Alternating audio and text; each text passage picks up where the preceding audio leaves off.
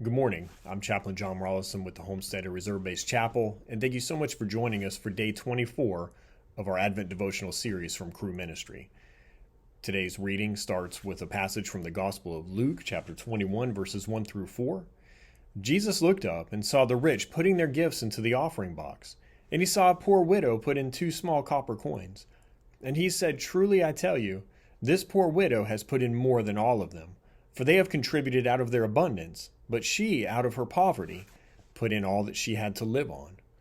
And from the Gospel of Mark, chapter 12, verses 38 through 40, "Beware of the scribes, who like to walk around in long robes, and like greetings in the marketplaces, and have the best seats in the synagogues and the best places of honor at feasts, who devour widows' houses, and for a pretense make long prayers. They will receive a greater condemnation."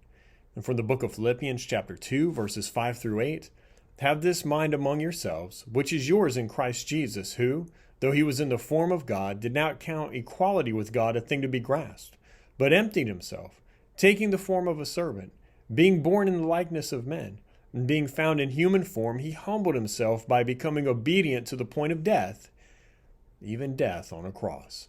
I would encourage you sometime today to read chapter 21 from the Gospel of Luke. And if you continue to read one chapter every day through Christmas Eve, you'll have read the entire Gospel of Luke before Christmas. At the start of Luke 21, Jesus was wrapped up with some negative interactions with the Sadducees, who had been trying to trick him into committing blasphemy. Jesus concludes with a warning about the hypocrisy of the religious elite. And now Jesus sits across from the temple treasury, and he's watching people.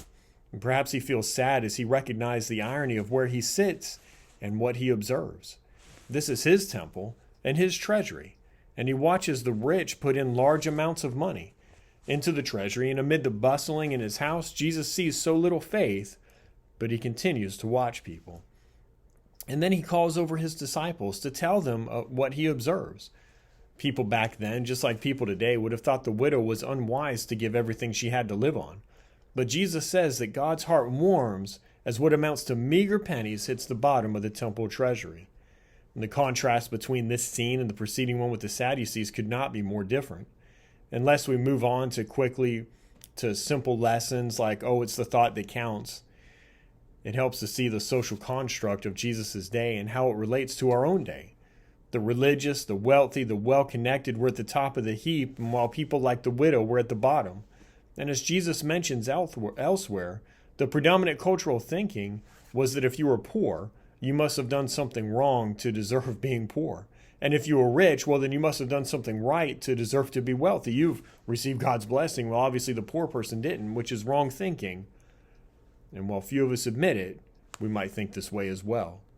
And Jesus, in his own way, he pulls back the curtain to reveal what is really going on. Alongside knowing the widow's entire backstory and her socially marginalized status, he sees what the gifts cost her: self-deprivation, and maybe even pain.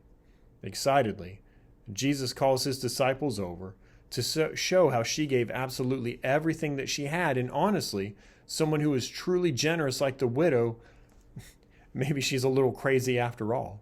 Who gives without saving any for themselves? Who seeks to please God with all they have? This widow did. You see, in this scene, we see the mysterious interplay of God's kingdom and the faithful. Jesus gazes in wonder at the widow who empties her pockets with a faith that reflects who he is, one who emptied himself completely for rich and for poor alike. I hope this lesson brought you hope and encouragement this morning. And until tomorrow, I'm Chaplain John Rollison with the Homesteader Reserve Base Chapel.